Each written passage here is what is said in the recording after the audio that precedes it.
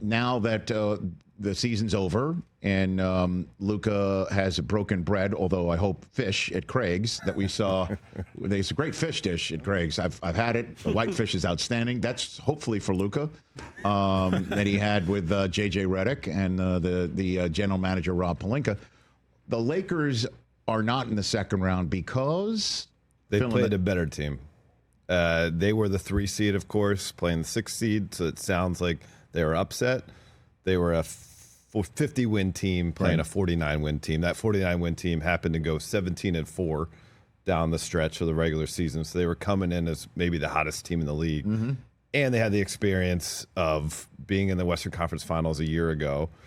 The Lakers starting lineup in Game 1 of that series. And I'm not a big stat-heavy guy, but sometimes I find it very illustrative of what we're talking about. 100 minutes together with that starting lineup. The Wolves starting lineup through the first that they played Game 1 in, 714.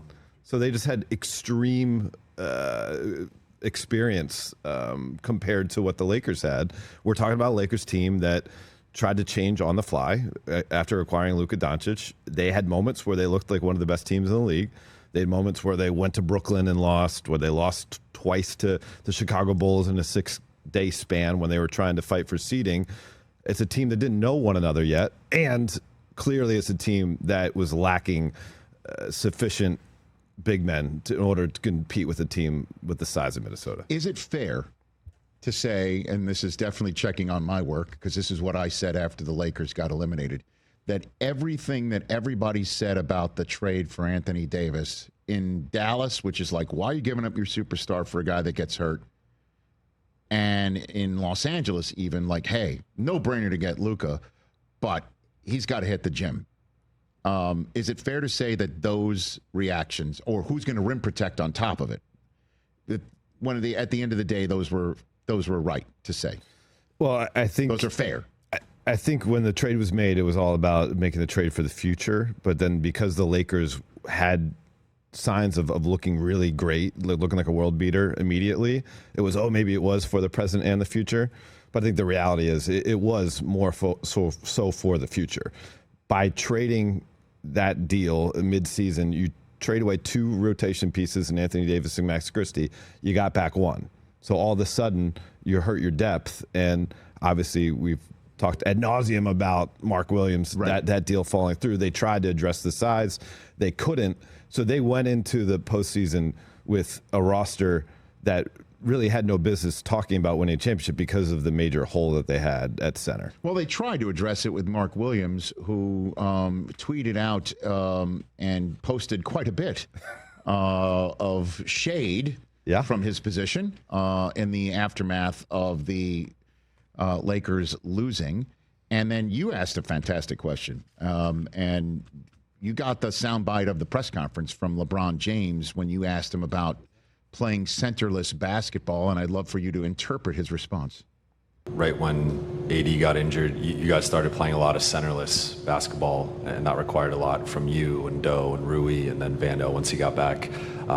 Just from a physical, taxing standpoint, how tough was that for the last 3.5 months to play that style, and do you feel like that caught up at all in this series? No comment. I'll never say that, because my guy AD said what he needed, and then he was gone the following week. So I got no comment. I put that uniform on every night. I gave everything I had, and that's all that matters. All right, you're more fluent in LeBron than perhaps I am or anyone else. You want to interpret that response? Well, there's layers to it for sure. I mean, my guy AD, does that mean Luka's not your guy? Or is he implying that if he speaks the truth, he will be gone from the Lakers? Or is he saying we should never have nuked the Mark Williams trade? Bring me the doctor who said that, or what? Well, what I'll start with the AD piece, because there have been folks that are reluctant to believe the version of events that have been presented by both teams and reporters like myself, who have, our job is to figure out what happened here on February 2nd with that trade. LeBron James didn't know about the deal. He didn't. He found out about it on that Friday night after the Knicks game. JJ Redick found about it before the game, I'm told, but still he didn't know about it till the finish line, basically. So I think that's him kind of addressing that. That's out in the ethos that, like, no, he's my guy. There was no like conspiracy led by me to try to orchestrate this deal to get Luka Doncic. See, that's why you're fluent in LeBron. I didn't even see that he's still grinding on that potential storyline. It just keeps popping up. Okay, and he sees the stuff that pops up. All right, so we'll start there. All right. The secondary piece being, listen, I have asked for help with this roster over the years, and it's been the same person in control, Rob Pelinka, who's the president of basketball operations, the general manager. And we saw what happened the last time one of, someone in my position spoke up about it. It was genuinely, clever and funny because the timing happened to go that way. But when he was at All-Star a couple years ago in Cleveland and spoke about his admiration for the job that Sam Presti does, and spoke about how he hopes, more teams act like Les Snead and trade away all the picks when you have a contender. That's the message, whether it's the most tactical way about going about it by kind of shaming, in some sense, the front office into making more moves. It's something he feels the urgency every day because he recognizes that there's a very limited resource of him still playing in the NBA. Yes. And he wants to have every single chance possible to try to win another championship. And that has to be an urgency shared by every single person in the organization. Well, I mean, getting Luka's not a bad. I mean, you can't say no to that. I mean, it's the correct move. If Nico Harrison's calling you up and saying, we're going to move Luka, we're thinking about it, only to you. Like, there's no, like, this is the greatest pocket listing in the history of the NBA. And you're going to have to say, who do you want? And the answer comes back basically Anthony Davis. The answer is yes. And then you go and get Mark Williams as a rim protector. I don't know what happened in that physical. Yeah, so I reported. That seems like a winning combination right there, doesn't it?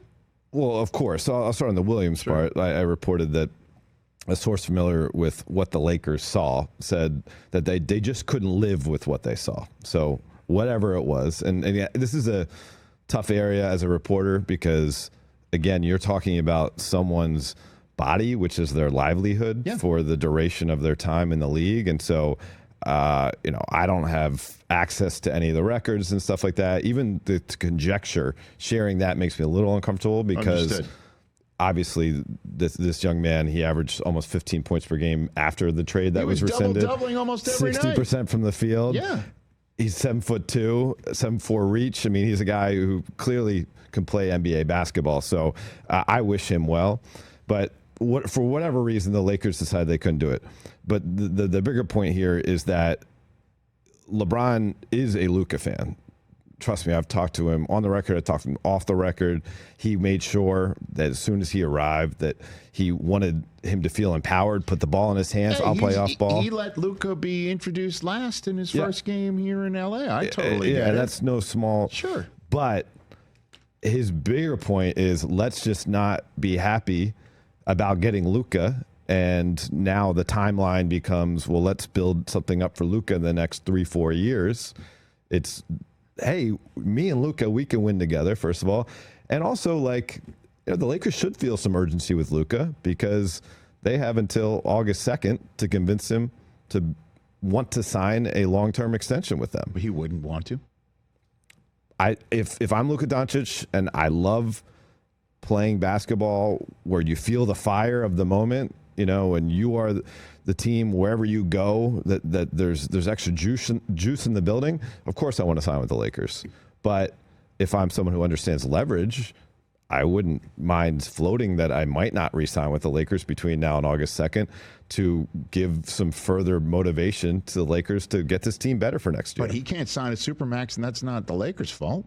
You know what I mean? No, but they I can understand that. But they as of August 2nd, they can offer him a 4-year extension worth $229 million. Yeah. Or he could sign a 3-year extension worth about $165, which would then get him into free agency in 2028 with Yes. 10 years experience, and at that point he could sign a supermax. Okay. Either way, he's either got to be made to feel at home or not. Catch the Rich Eisen Show live weekdays from 12 to 3 p.m. Eastern on Roku Sports Channel in the U.S.